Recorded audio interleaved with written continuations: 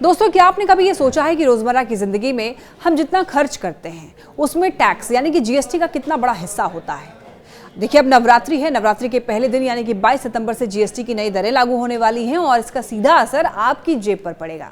जी हाँ, रोजमर्रा के कई सामान सस्ते हो जाएंगे और सरकार ने इसके लिए पूरी तैयारी कर ली है। सरकार का ये दावा है कि इस बार सिर्फ छोटे मोटे बदलाव नहीं, बल्कि वाहन, इंश्योरेंस और एफएमसीजी जैसे सेक्टरों पर भी बड़ी राहत मिलने वाली है। यानी कि दूध, तेल, साबुन, टूथपेस्ट जैसे सामानों से लेकर के गाड़ी और बीमा पॉलिसी तक हर जगह जीएसटी की नई दरें राहत देंगी। अब बात करें सरकार के कदमों की। देखिए, केंद्र सरकार ने हाल ही में एक नया पोर्टल लॉन्च किया है जिसका नाम है सेविंग विद जीएसटी।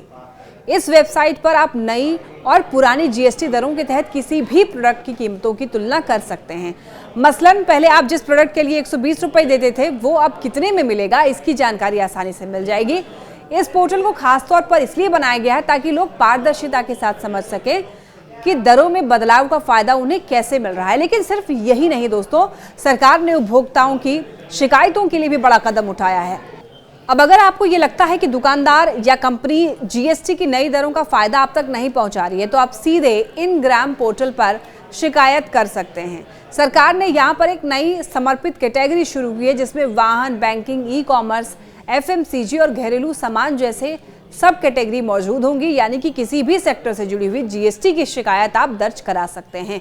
बयान में साफ कहा गया है कि 22 सितंबर से लागू होने वाली संशोधित जीएसटी शुल्क दरों और छूटों से जुड़े हुए सवालों और शिकायतों को संभालने के लिए ये सुविधा शुरू की गई है। तो इससे देखिए, सरकार को भी तुरंत फीडबैक मिल जाएगा, उपभोक्ता को भी राहत मिलेगी। तो ऐसे में बड़ा सवाल ये है कि इससे आम लोगों को कितना फायदा होगा। देखिए, भारत जैसे देश में रोजमर्रा के सामान पर खर्च आमदनी का एक बड़ा हिस्सा खा जाता है। ऐसे में दूध, पनीर, तेल, आटा, स्नैक्स या फिर इंश्योरेंस प्रीमियम जैसी चीजों पर अगर टैक्स का बोझ थोड़ा भी कम हो तो करोड़ों परिवारों को इसका फायदा होगा। और यही वजह है कि सरकार ने इसे त्योहारों से ठीक पहले लागू करने का फैसला लिया है। तो दोस्तों, 22 सितंबर से आपकी जेब को सीधी राहत मिलने वाली है। अब बात सिर्फ सस्ती चीजों की नहीं बल्कि ट्रांसपेरेंसी और जवाबदेही की भी है। तो सरकार ये कह रही है फायदा आप तक पहुंचेगा और अगर नहीं पहुंचा तो शिकायत करने का पूरा इंतजाम है।